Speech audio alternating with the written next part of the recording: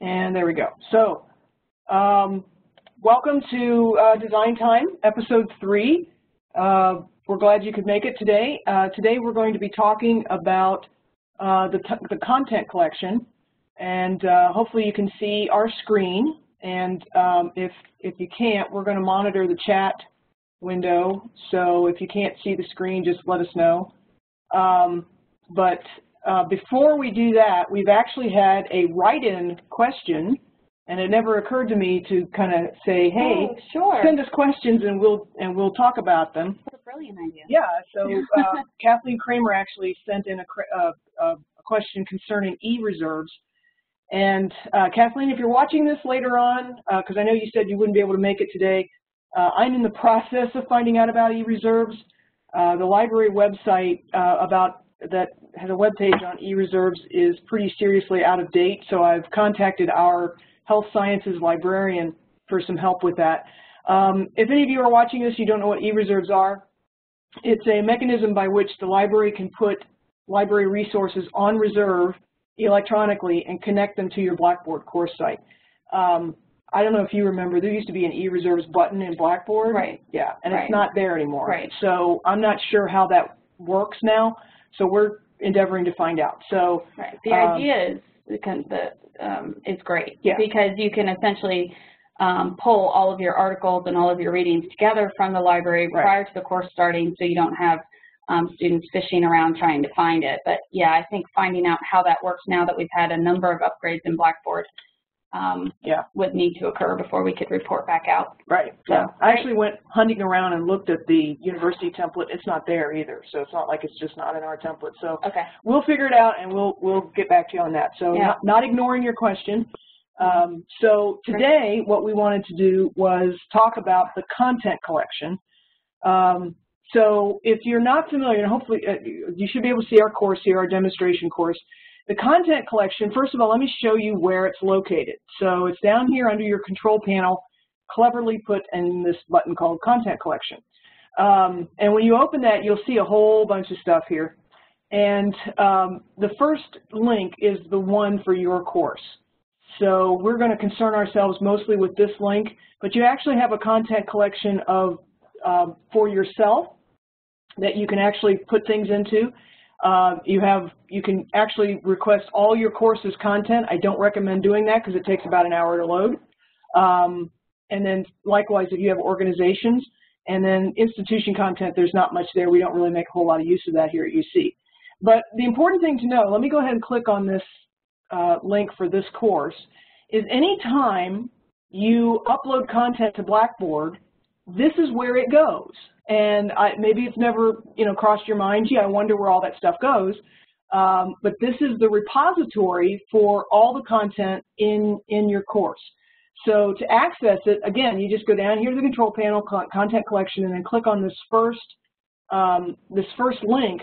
And what you will see for our college, the first thing you'll probably see is at least one imported content folder, because when we have the template applied to all the CAS courses, it's going to create a folder of imported content from our college template course that they use to build our courses from. So another way to think about this is kind of when you're used to holding your files on your computer, and you maybe, many of you, for your course that you're teaching, you create a folder on your hard drive with the name of that course, and you put all of your files in it, right?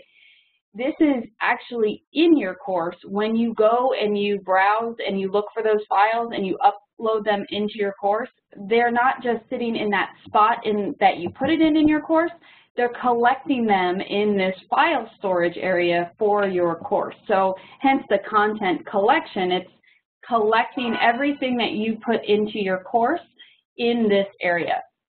And so there's a few approaches to this. You can, like many of us have done for years, ignore that this existed and just keep going. However, the reason we wanted to bring it to your attention is because we truly want to caution against that a little bit, just because it can, when we do course copies, and you run into potential problems later, that course copy brings all of those files over and over and over again. So, right. So that's why we wanted to bring it to your attention, and those are the kinds of things that we wanted to talk through today. Right. Anytime you do a course copy, you're going to get at least one and probably more of these imported content folders, because what Blackboard does is it brings all that content over. And oftentimes in a course that's run before that has a lot of content in it, it'll create multiple versions of this imported content folder, and that's where all your stuff from that previous course will go. And if you copy and then copy again and then copy again and then copy again, what winds up happening is you get nested folders. So you get an imported content folder inside an imported content folder inside an imported content folder, and eventually that can cause problems because what Blackboard is doing, all it's doing, if we go here to start here, and we have a course manual that's loaded into this course, so I think I can probably, oh, it's not linked here anywhere. Well, we can show them how. Well, yeah, okay, so let's do that. This is probably the way you typically attach. Either you embed it in the text editor, which was, I believe, last episode, is talking about the text editor and how to embed it here, or you go to this number 2 area and you can browse and attach it there. But either way, when you attach a file in your course in a specific spot, like here we're going to put the syllabus up here, it looks like the file is actually right there, but in reality what it is actually a link to the file that is now living in your content collection. Right, right. So you know, you get this option here when you upload content to browse my computer and browse content collection, and you probably thought, well, I wonder what that is. Oh, well, never mind, and gone on over here to browse my computer.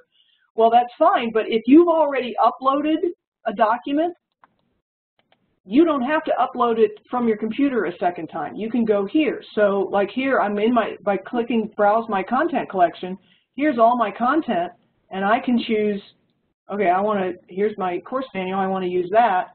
So I'm going to click submit, and then it will by default put as the name of the file, the file name. So if I want to change that to just course manual or whatever, and then click submit, and see it's put a link here. Now I click submit.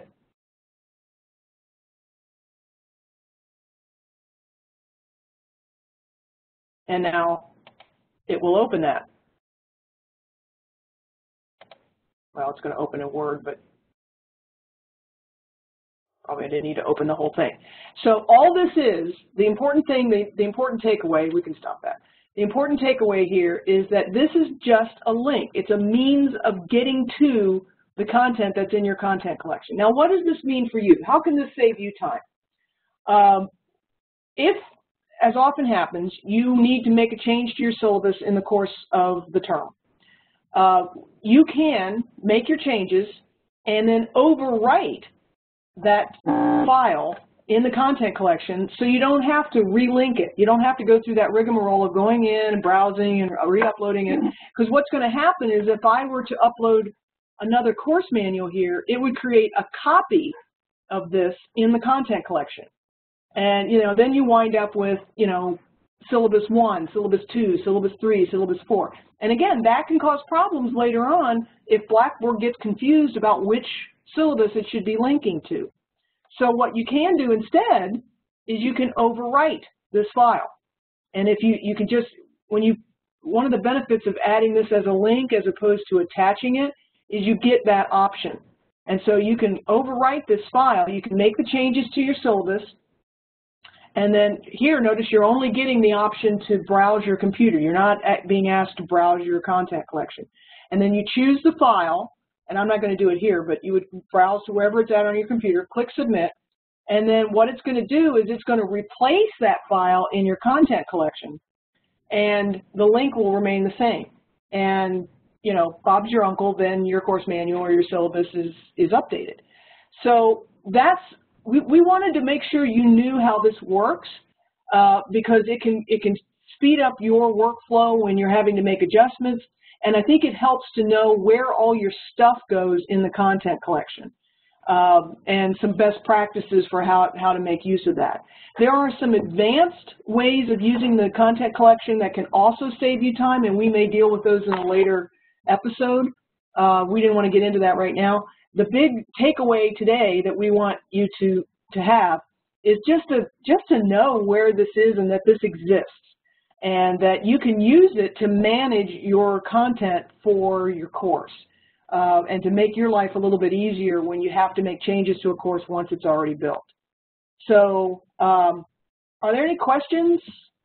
I guess, Carlos, you're the only person here, but if you have any questions, we'll be happy to answer it. Or if you have a question about anything else. I was going to say, to extend that, if this was clear, and you don't have questions, but there's some other thing that's always bugged you about Blackboard, or wanted to know about something, we dedicate the next 10-15 minutes on that portion in the episode. So if you can think of anything, we'd be happy to answer. Anything we didn't cover about? Nope, we covered it. Okay. Yep.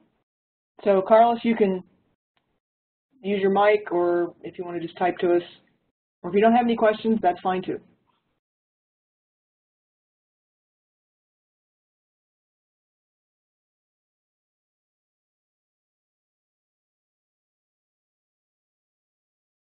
I think for me, learning about the content collection was just kind of an aha moment, just to understand a little bit more about the structure of my courses and knowing where this stuff goes. And you can actually see here that there was 2 course manuals updated or uploaded, and they're exactly the same thing, and that's why you see the 2. Well, actually not. No, I'm realizing as I say that, that's is a different that's version an updated one. Right. But by doing the overwrite, instead of doing an updated second file in there, if we would have overwritten the first one, then it keeps it clean. Yeah. And what would have happened is you would have seen in parentheses like a 1 or a 2 or correct. Yeah. I don't know what's in here. No, it shouldn't. Should be our. Yeah. So here, right here, this particular course has another version of 2 CAS banners, and so see, there's a 1 there that indicates that's a copy.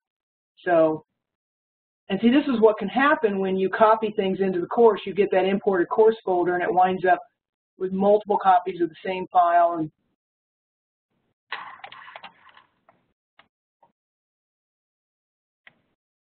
okay. Mm-hmm.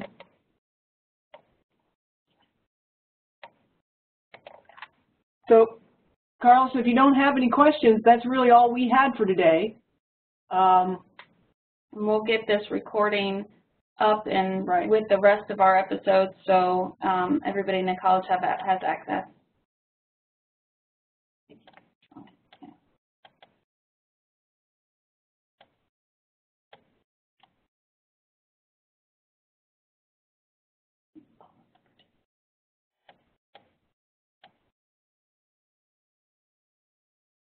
Okay. Okay. So I guess we'll go ahead and stop recording. Thank you, Carlos, for coming. Oh, you're very welcome. You're very welcome. I hope this was useful to you. And I'm not sure what the first Wednesday in September is. I can look very quickly. Do you know what our topic is? I do not. It's September 2nd. Well, I think we're going to do the Kaltura Capture Space. You're right, we are. We moved that. Yes. So the next episode will be on the new upgraded Kaltura Capture Space. Well, what we'll do is we'll send out a link to the CAS listserv, but we also are storing these on our CETUS wiki, and you know what, I need to make that link available too. So all the recordings from all of our episodes will be on our wiki, and I'll send that link out as well. But yes, the first Wednesday in September, we will be talking about Kaltura Capture Space and walking through how to use that. No problem, Carlos. You are very welcome. Absolutely, and I'll probably mention that's probably going to be more than 15 minutes. Yeah, it probably will. We'll take the whole 30 minutes at least. Yeah. Because that's a really exciting new tool, really user-friendly, and we want to make sure you guys have what you need to use it. So, okay, that's it. All right. Well, I'm going to stop the recording. First, I'm going to stop sharing. And then I will stop the recording.